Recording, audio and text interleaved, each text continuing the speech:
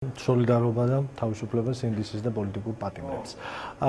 ეს რეალობა ძალიან მძიმე, ამ რეალობის აღწერა ესეთი მეცნიერულ ტერმინს თუ გამოვიყენებთ, ეს არის პოლიტიკური, სოციალური, კულტურული დევოლუცია, რაც ახლა საქართველოში ხდება. ეს არის სრული უკუსვლა იმ სახელმწიფო ინსტიტუციების მშენებლობის გზიდან, რომელსაც 30 წელი ავად თუ კარგად სხვა დროს, მათ შორის ქართული ოცნებაც აწარმოებდა ნაციონალურ მოძრაობას, მაგრამ მოქალაქეთა კავშირიც ამიტომ ავად თუ კარგად ეს ინსტიტუციები შენდებოდა. ეხლა ჩვენ ერთიანად რაღაცა ექსტრემალურად სწრაფი ტემპებით ვხედავთ სრულ დევოლუციას და დეგრადაციას ქართული სახელმწიფოს, ჩვენი სახელმწიფო ინსტიტუტების ყაველაშვილზე ნათელი გამოხატულება აი ამ დეგრადაციისა, ფიზიკური გამოხატულება ამ დეგრადაციისა, რაც დღეს სახელმწიფო ინსტიტუტებს სჭირთ საქართველოში, სხვა არ არსებობს, ყაველაშვილი არის რაღაცა ის სიმბოლო, რომლითაც აი ყველაზე ნათლად ჩანს, რომ ძალიან მძიმე წერტილში ვართ, უდიპლომო, გაუნათლებელი, უწინადადებას ერთმანეთს რო ვერაბავს, ასეთი კაცი უნდა წყვეტდეს საქართველოში შეწყალება შეუწყალებლობის ბედს. მე ვეთანხმები ელენეს და აბსოლუტურად ყველას. არაფრით ვაჭრობის დრო არ არის და არც არ ზარიქნება. რისი დროა, თაზო? მოდი ვილაპარაკოთ მაშინ ახლა პოლიტიკური მოთამაშეებისთვის რისი დროა? კი ბატონო, ვილაპარაკოთ უბრალოდ ამაზე, ვიტყვი, რომ არც ერთ ცივილიზებულ საზოგადოებაში ეს რაღაცა ტყვეთას ყიდვა და ადამიანების ბედით ვაჭრობა არასდროს არ იქნება ნორმალური მოვლენა და ფორმა.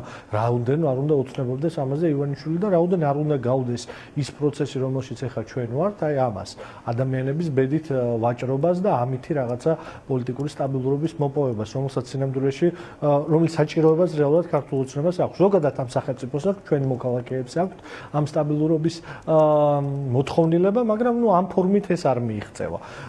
ბევრი რამის დროა გადააზრების, დროა ბრძოლის, დროა რაციონალურად ბრძოლის, დროა ტრანზიციის. ამ ქვეყანაში ჩემი აზრით აბსოლუტურად ყველა ლიმიტი ამოწურა ქართულ მოუწნებამ და საქართველოს მოქალაქეებს უნდა ისმოდეთ, რომ აი ამ მომენტიდან და მომავალში ეს უბრალოდ დიქტატურა არის, სრული უზურპაცია ხელისუფლების და დიქტატურის დამყარება და ეს აბსოლუტურად ყველაფერში ამოისახება, სანამ თქვენ აისახება, სანამ თქვენთან ჩავერთვებოდი დიანა, სულ ცოტა ხნით ბრიფინგი ჩავატარეთ, რომ აი ყველაზე ისეთი შემაძრწუნებელი სინდრომები გამოჩნდა უკვე ასპარეზზე, ხო? ერთის მხრივ ჩვენ დავინახეთ საქართველოს პრემიერ-მინისტრი თურქმენეთში გაურკვეველ შეკრებაზე, პირდაპირ ვიტყვი, თურქმენეთის ნეიტრალიტეტის იუბილეს აღნიშვნაზე პუტინთან ერთ სივრცეში და აქ ჩვენ ხედავთ საერთაშორისო ფლანგზე როგორ ხდება ბანალიზება იმისა, რომ საქართველოს რუსეთთან რა თქმა უნდა ილაპარაკონ. ოღონდ საქართველოს და რუსეთის საუბარს აქვს წინაპირობები. წინაპირობა არის ის უმძიმესი საკითხი თითოეული ქართველისთვის, რასაც ქვია ოკუპაცია და ამ ოკუპაცია ილაპარაკონ, ხო, მაგრამ ეს ხომ ლაპარაკი არ იყო. გასაგებია რომ ერთ სივრცეში იყვნენ სხვა შემზადება თქვენი აზრით ეს არის წინაპირობა კობახიძე პუტინის შეხვედრის? ცალსახად. ასე ღარიბაშვილი და პუტინი შეხვედრიან ერთ სივრცეში ერთმანეთს, მაგრამ შემდეგ პირისპირ შეხვედრა არ ყოფილა. ანუ ასეთი არქივში არის ასეთი ფოტო ვიდეო. როგორ? ძალიან ფუნდამენტურად განსხვავდება ეს მომენტი, ეხლა სადაც ვარ. შეიძლება მოყვებით მაგაში, რომ ვითარება სხვაგვარია, მაგრამ ანუ მაგიტომ ვამბობ რაღაცა მაგიტომ ვამბობ, კავტონდიანა, შეხედეთ, ამიტომ არ ვამბობ, რომ რაღაც რუსეთთან ლაპარაკი არ მოსულა თქო და რაღაცა ჰარამიგი არ არის. უბრალოდ ვამბობ, რომ ყველაფერს კონტექსტუალიზაცია ჭირდება და სწორად დანახვა იმისა, რომ ეხლა აი ამ კონკრეტულ მომენტში, აი ამ კალენდარულ მომენტში და ამ პოლიტიკურ ვითარებაში აშხაბადში საქართველოს სტუმრობა, აშხაბადში, როდესაც ყველა სხვა გზა ჩაჭრილია ცივილიზებულ სამყაროსთან, ჩვენ ბუნებრივ მოკავშირეებთან და ეხლა საქართველოს ბედის გადაწყვეტას ისინი ფიქრობენ აშხაბადში, რაღაცა პოსტმონღოლურ რეალობაში, რომელსაც წარმოადგენს რუსეთი, თურქმენეთი და სხვა დიქტატორები და ავტოკრატიები ამ რეგიონში, იქ არ წყდება საქართველოს ბედი, ოღონდ ხდება ამის ბანალიზება, რომ ისევ საქართველოს ადგილი ქართული მოსახლეობის თვალში, აი ამის ბანალიზება. ლელო რომ ყოფილიყო ხელისუფლებაში, ის აშხაბადში არ ჩავიდოდა, დუშანბეში თუ სხვა ქალაქებში. თუ ტაშკენტში, დუშანბეში, ასტანაში, ყველგან ჩავიდოდა და დავდოდა. შეხედეთ, თავარი კითხვაა, რომ ბრიუსელში რატომ არ დადის? ეს არის თუ თქვენ თქვა სხვა სივრცეებს აირჩევდით სასიარულოდ და ამასეთ მიწვევებს არ უპასუხებდით დადებითად? ფუნდამენტური განსხვავება არის მიწვევას თურქმენეთის ნეიტრალიტეტის აღნიშვნაზე არ უპასუხებდით, იმიტომ რომ ამას აქვს კონკრეტული პოლიტიკური დატვირთვა და იქ არის ლაპარაკი რაღაცა საპირწონე ერთეულების შექმნაზე. რუსეთს ეს მცდელობა აქ 2007 წლიდან გამოტონდიანა, რომ საპირწონე ერთეულების შექმნას დასავლური ცივილიზებული სამყაროს, როგორც იქნება ნატო, მათ შორის გაეროს საპირწონეების შექმნა, იქნება შანხაის კავშირი, ევრაზიის კავშირი თუ სხვა ფორმები. ეს არის მცდელობები, რომ სოფლიოსთვის დემონსტრირება გააკეთოს, რომ არსებობენ სხვა სივრცეები გარდა ცივილიზებული სამყაროსა, რომელიც საპირწონედ დგება. სინამდვილეში ეს არის ილუზია და ტყუილი. საქართველოს არ უნდა იყოს პირდაპირ გეუბნებით ამ ასეთი პროცესების მონაწილე, მაგრამ რა თქმა უნდა საქართველოს ყოველთვის ქონდა და მომავალშიც ექნება ურთიერთობები ცენტრალური აზიის ქვეყნებთან. ოღონდ ეს ურთიერთობები ძირითადად ტრანზაქციულია გაუტონდიანა, იმიტომ რომ საქართველოს და თურქმენეთს არაფერი არ აღვდგა ერთმანეთთან სახელმწიფოებრივ დონეზე, ფასეულობრივ დონეზე, პოლიტიკურ დონეზე, არაფერი საერთო არ აქვს. ეს არის თურქმენეთი არის ერთ-ერთი ყველაზე მწვავე და ამავდროულად ყველაზე კომიკური დიქტატორა დედამიწაზე საერთოდ. პოლიტიკური აქ არაფერი არ არის, მაგრამ ტრანზაქციული ურთიერთობა ყოველთვის ქონდა და ყოველთვის უნდა ქონდეს. ტრანზაქციული ურთიერთობა გვექნება ყველასთან აბსოლუტურად. ოღონდ როდესაც შენ და ჩამონათვალი იხილოთ, სად იყო ბოლოს პრემიერ-მინისტრი, დაინახავთ სად არის პრობლემა. ლელო პრობლემას ვერ ხედავს ცენტრალურ აზიის ქვეყნებთან ტრანზაქციული მეგობრული ურთიერთობების ქონაში, მაგრამ პოლიტიკური გზა საქართველოსი და დიპლომატიური წიაღი და ის ადგილები, სადაც თბილისთან ერთად საქართველოს ბედი წყდება, ეს არის თბილისის დასავლეთით. ეს არის ბრიუსელი, ეს არის პარიზი, ლონდონი, ვაშინგტონი და ასე შემდეგ. ის ადგილები, სადაც საქართველოს მეგობრები ყავს, ნამდვილი მეგობრები. და ეს მეგობრობა დამტკიცებულია მათ შორის ძალიან ბევრი ქმედებით საერთაშორისო პოლიტიკაში. ერთის მხრივ აი ეს რეალობა გვაქვს და ეს რეალობა არ არის ნორმალური და მეორეს მხრივ გვაქვს რეალობა, ვამბობდი წეხან ბრიფინგი მქონდა თქო, მეორეს მხრივ ეს რეალობა არის რეალობა, სადაც აი ისეთ ამ შემაძრწუნებელ სიმპტომებს ხედავთ უკვე დიქტატორის დამყარების, როგორც არის ფსიქიური გამოწვევა, ფსიქიატრიული გამოწვევების მქონე ადამიანების რეესტრი, მაგალითად, ადამიანებს, რომელსაც აქვს ფსიქიატრიული გამოწვევები ან დამოკიდებულება ალკოჰოლზე ან ნარკოტიკებზე, ამ ადამიანების საჯარო რეესტრი შექმნა უნდათ, რომლის შემდგენელის და მმართველიც საქართველოს შინაგან საქმეთა სამინისტრო უნდა იყოს. ასეთი რეესტრები პირველი რაც მახსენდება ეხლა რა უცნაურიც არ არის ჩვენი ყველაზე ბოროტი მეზობელი აგერ რუსეთი არის და იქ არის ასეთი რეესტრი. მე მახსენდება ძალიან ბევრი დისიდენტი საბჭოთა დროის, რომელსაც აი ამ კლიმოს ადებდნენ, რომ ის არის აი ამ რაღაცა სტიგმას ადებდნენ, რომ ის არის თუ არ ეთანხმება ხელისუფლებას და საბჭოთა წყობილებას, ის არის ფსიქიურად დაავადებული, ფსიქიატრიულად დაავადებული. აი ამათ უღირთ უკვე შეხედეთ, აი ასეთ კანონებად უღირთ კონტროლის, საზოგადოებრივი კონტროლის ასეთ მექანიზმებში შევდივართ და ეს ამ ყველა არ მიხსენებია, ხო? ძალიან ნათელი სიმპტომებია იმისა, რომ მთლიანად აი კონფიგურაცია ჩვენ ძალაუფლების სისტემის იცვლება და გადადის აი ამ მონღოლურ მოდელზე, რომელიც მონღოლური მოდელის იმას აქვეა პრომოციას აკეთებდა ჯერ პუტინი იმ შეკრებაზე მთავარი სტუმარი აშხაბადის და შემდეგ საქართველოს პრემიერ-მინისტრიც რაღაცა ისეთი მშვიდობის სრული პროპაგანდა ნეიტრალიტეტის ღონისძიება არ არის რამე ერთობა, კავშირი, ეს არ არის თქვა სხვადასხვა ტიპის კავშირები, რომელიც არსებობს პოსტსაბჭოთა სივრცეში. ეს ამ კონკრეტული ქვეყნის ღონისძიება იყო, ეს ასე არის თუ არა? რომელზეც მთავარი სტუმარი პუტინი იყო და შეკრებილთა უმრავლესობა იყო დიქტატორული რეჟიმები, ირანიდან დაწყებული და რუსეთით დამთავრებული. ეს არის პოლიტიკური განაცხადი, ქალბატონდიანა. ეს არ არის რაიმე ეკონომიკური ფორუმი.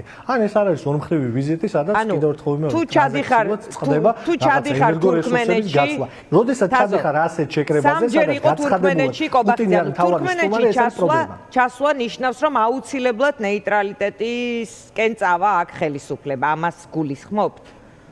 რატო დავუყვანეთ აქამდე ქალბატონდიანა? არა, თქვენ ამბობთ და კითხვა შემოვაქვთ. თურქმენეთში ბევრჯერ ყოფილა თქო. არა, ხო და შეხედეთ, რას ვამბობ, აქ მნიშვნელობა პოლიტიკურ კონტექსტს აქვს თქო, მნიშვნელობა. კიდევ ერთხელ ვამბობ, ჩვენ ყოველთვის გვქონდა, გვაქვს და უნდა გქონდეს მომავალში ტრანზაქციული ურთიერთობა, რომელიც ეხება ძალიან ბევრ რამეს, რომლითაც დამოკიდებულები ვართ ჩვენ მაგალითად თურქმენეთის ენერგომატარებლებზე, ისინი დამოკიდებულები არიან იმ დერეფანზე, რომელზეც საქართველოს გადის და ეს ტრანზაქციული ურთიერთობები მოსულა. ოღონდ, როდესაც პოლიტიკურ ამბავზე არის ნაწილი და პოლიტიკურ მდგენელზე, შენ როდესაც მიდიხარ, ორი რაღაცა არის, რატო ეხა სიმბოლო უბრალოდ რაღაცა გადაადგილება სიმბოლო არ არის. ოღონდ პირდაპირ თქვათ, ხო, იქ ის შეკრება იყო ნეიტრალიტეტის დაბადების დღე, იქ ჩავიდა და რა განცხადება გააკეთა. იქ განცხადება გააკეთა, რომელიც პირდაპირ იყო მიმართული იქითკენ, რომ საქართველოს გეოპოლიტიკური სტრატეგია აბსოლუტურად ამოეტრიალებინა და ეთქვა, რომ ჩვენ რა ვიცი, მშვიდობისთვის ყველაფერზე წამსვლელები ვართ. მშვიდობა არის ის, რასაც ჭირდება მყარი უსაფრთხოების გარანტიები. კიდევ ერთხელ შევახსენოთ ჩვენს მაყურებელს კალათონ დიანა. ეს უსაფრთხოების გარანტიები ვერ იქნება იზინა ივანიშვილის პერსონა. ამ უსაფრთხოების გარანტიები არსებობს აპრობირებული, გამოცდილი და ყველგან ქმედითი, როგორც არის შეერთებული შტატების და მაგალითად ევროკავშირის და დასავლური ცივილიზაციის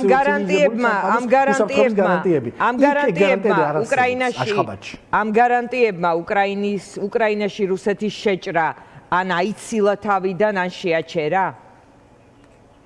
უსაფრთხოების ტრადიციულ გარანტიებზე გელაპარაკებით. დასავლეთის შეცდომები დაუშვია კალათონ დიანა, მათ შორის შეერთებულ შტატებსაც და ევროკავშირსაც და პუტინის პირველივე შეჭრიდან უკრაინაში 2014 წელს და შემდეგ 22 წელს ეს ყველაფერი გააკეთა მაშინ, როდესაც დაინახა, რომ ეს გარანტიები შეიძლება უკრაინაში არ ყოფილიყო. როდესაც დაინახა გარკვეული სისუსტეები, როდესაც დაინახა გარკვეული ის პრობლემები, რომელ პრობლემებზე ღიად შეიძლება ლაპარაკი და შემდეგ შეიჭრა უკრაინაში. მაგრამ მოდით რა ამ ფაქტს არ გავექცეთ. ფაქტია მარტივი. მაგალითად ჩრდილოატლანტიკური სივრცე და მაგალითად ევროკავშირი არის ის ადგილი, სადაც არ ყოფილა უკანასკნელი ბევრი ათწლეულია არავითარი კონფლიქტი. ის რომ ნატოს ქვეყნები, ისეთი ქვეყნები, რომელსაც დღემდე პუტინი თulis თავის გავლენის სფეროს, როგორც არის ბალტიისპირეთის ქვეყნები, რომელსაც დღემდე აღიქვავს პუტინი თავის გავლენის სფეროს, ვერაფერს ვერ უკეთებს, იმიტომ რომ იცის, რომ ის დიდი თანამეგობრობის ნაწილია და ამ შემთხვევაში შეერთებული შტატების და ჩრდილოატლანტიკური უსაფრთხოების გარანტიები ამ შვიდობის გარანტორები არიან ჩვენი ბალტიელი მეზობლებისთვის და ჩვენ საქართველოში, ლელო ძლიერ საქართველოში, საქართველოსთვის ეს გვინდა. ისეთი გარანტიები, რომლებიც დაფუძნებულია ერთის მხრივ ამ გარანტიების მიღების ვადები ხო უფრო ხანგრძლივია და საფრთხე უფრო ეს თქვათ მიმდინარე. სწორი გზით სიარული ყოველთვის უფრო რთულია, კალათონ დიანა. სწორი გზით სიარული ყოველთვის უფრო რთულია. ფიქრობ თუ არა, ფიქრობ თუ არა, რომ შეერთებული შტატების ახალი სტრატეგიის შემდეგ ან ომის ფონზე ეხლა განცხადებების ევროკავშირში რაღაც შიდა გადააზრების თუ კრიზისული ვითარების ფონზე და ზოგადად ახალი რეალობას ხედავს თუ არა თქვენი გუნდი და ფიქრობ თუ არა, რომ საგარეო გზავნილებიც და სათქმელიც საზოგადოებასთან, მათ შორის ომზე და მშვიდობაზეც სხვაგვარად უნდა იყოს ფორმირებული. შეგეთ რეალობის აღქმა მე მგონი არასდროს არ გამოგვიხატავს, რომ სადმე აცდენლები ვიყავით რეალობის აღქმასთან. რა თქმა უნდა, გამოწვევები ძალიან დიდია დღეს, ხო? ის კონფიგურაცია გეოპოლიტიკური, რომელიც იცვლება, მათ შორის იმ სამყაროში, რომლის ნაწილად ჩვენ თავს მოვიაზრებთ და რომლის ინსტიტუციური ნაწილი გვინდა ვიყოთ, ევროპული სივრცე იქნება შეერთებული შტატები, იქაც დიდი ტრანსფორმაციები არის, მაგრამ ეს იმისთვის კი უნდა გამოვიყენოთ, რომ იზოლაციონიზმში წავიდეთ, იმიტომ რომ იზოლაციონიზმში არ არის შვება, გამოსავალი საქართველოს. არამედ პირიქით, გამოვიყენოთ სწორად ეს ამბავი. შეხედეთ, აი ამ ტრანზაქციულ ეპოქაში, როცა აი ამ ცვლილებების ეპოქაში, როდესაც ძალიან ბევრი ცვლილება ხდება, არის ერთგვარი შესაძლებლობის ფანჯარა ღია და ამ შესაძლებლობის ფანჯარაში პირველები, ვინც მოიაზრებოდნენ, უკრაინა, საქართველო და მოლდოვეთი იყო აღმოსავლეთ პარტნიორობაში. ეს შესაძლებლობის ფანჯარა მოლდოვეთმა გამოიყენა, უკრაინამ ნაწილობრივ გამოიყენა, მაგრამ კონფლიქტი პუტინი შეიჭრა და თქვა ამას არ დაასწრო, მაგრამ შეხედეთ ჩვენი მეზობლები, აზერბაიჯანი და სომხეთი, რომელსაც აგრეთვე ეს ფანჯარა შესაძლებლობები სწორად გამოიყენეს. იმისთვის კი არა, რომ რაღაცა იმ იზოლაციონიზმში ჩაკეტილიყო, რომელსაც არ ვიცი, რაღაცა მართლა შეურაცხადი ვიღაც ფილოსოფოსად წოდებული ხალხი რაღაც წერილებში უწერს ივანიშვილს. არამედ იმ ფორმით გამოიყენა, რომ ერთი ის მშვიდობა, რომლის მთავარი მტერი გააზრება მოხდა, ის მშვიდობა, რომლის რეალურად მთავარი მტერი ამ რეგიონში რუსეთია, ერთადერთი მტერი დღეის მოცემულობით. ხო შეიძლება რაღაც კონსპირაციებზე ვიღაცა მილაპარაკოს, მაგრამ რეალურ ცხოვრებაში ამ რეგიონში, რაც კავკასიის რეგიონი ქვია. მშვიდობის მტერი არის რუსეთი. აგრესორია რუსეთი. მან ჩვენ დაგვესხა თავზე 4ჯერ და ჩვენი ორი მეზობელი ერთმანეთს სამტროსაც სოხლო ყავდა გადაკიდებული. ოღონდ ჩვენმა მეზობლებმა მოახერხეს რომ იმ ვითარებაში რაც ახლა არის, იმ ცვლილებებით რომელიც შეერთებული შტატებში არის, იმ ცვლილებებით რომელიც ევროკავშირში არის, ზოგადად ამ ურთიერთობებში არის, თავისთვის სწორი გადაწყვეტილება მიიღეს. ერთმანეთში გადაჭრეს ის კონფლიქტი რომელიც ჰქონდათ და ახლა აი ამ თავის უსაფრთხოების გარანტად იყენებენ შეერთებულ შტატებს და უდგათ დგანა შეერთებული შტატების გვერდში. და ამ ვითარებაში როდესაც ეს შესაძლებლობის ფანჯარა არსებობს, როგორც ქართული ოცნების შემოთავაზება, რომ პირიქით მტერს დაუწვეთ, რკინის ფარდა ავაშენოთ ჩვენს მეზობლებთან ამიერკავკასიაში და გავხდეთ ჩიხი უკანასკნელი წერტილი ამ რუსული სამყაროზე. მე მგონი ძალიან დიდი განსხვავება არის. კი, რთული პერიოდია. კიდევ ერთხელ ვამბობ, კომპლექსური პროცესი არის. სწორი მიმართულებით სიარული, იმ მიმართულებით, რომელიც საქართველოს მოსახლეობის 85%-ს უნდა და რა, ხო, სამშობლოც ღალატი და ღალატად კვალიფიცირდება ტრისადმი ჩაბარება, სამშობლოც ღალატი, ხო, მარტივი არის იმ ადამიანებისთვის, რომელიც ამისთვის მზად არიან, ხო? და ეხა აბარებენ ამ ქვეყანას რუსულ წიაღს. ამას არ უნდა, მე მგონი, ძალიან ბევრი ახსნა. ეს მათთვის ეხა მარტივი გზა არის და ის რთული გზა არის. ოღონდ კიდევ ერთხელ ვამბობ, აი მოდი კითხვა დავუსვათ, აი ვილაპარაკოთ აი ამ იმას რომ ცვლილებებია. ოღონდ თავარი კითხვა დავუსვათ, აგერ ყურის ძირში,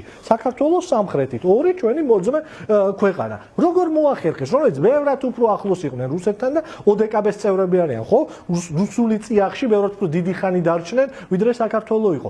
როგორ მოახერხეს ამ ქვეყნებმა გამოსვლა აი ამ რუსული გავლენიდან და სწორ მხარეს პოზიციონირება აზერბაიჯანსა და სომხეთთან. სხვა დროს უფრო მეტი ვილაპარაკოთ, ბევრი არგუმენტი, კონტრარგუმენტი არსებობს რაღაცეებზე, მართლაც ბევრი არ არსებობს. აი ორი ჩვენი მეზობელი არის ყველაზე კაი მაგალითი. კი ბატონო, ვფიქრობთ, რომ რაღაც ძველებურად აღარ არის ამ სამყაროში და შესაბამისად გუშინწინდელი ტექსტები შეიძლება კი ბატონო, არა, შეფასებაზე არ გეუბნებით ოცნები.